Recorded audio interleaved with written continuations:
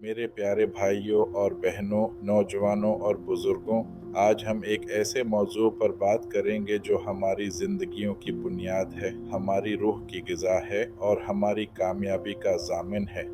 ये है इल्म का नूर जो हमारी तारीक राहों को रोशन करता है और हमें सिराते मुस्तकीम पर गामज़न करता है। इस्लाम ने इल्म के हुसूल को हर मुसलमान पर फ़र्ज़ करार दिया है। ये सिर्फ़ दुनियावी कामयाबी का ज़रिया नहीं बल्कि आखिरत की फ़लाह का भी रास्ता है। इल्म एक ऐसी ताकत है जो फ़र्द और माशरे दोनों में मुसब्बत तब्दीली लाती है।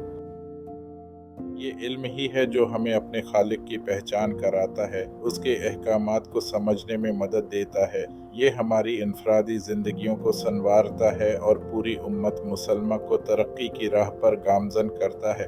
इल्म के बग़ैर हम भटक सकते हैं, लेकिन उसकी रोशनी में हम मंजिल पा लेते हैं।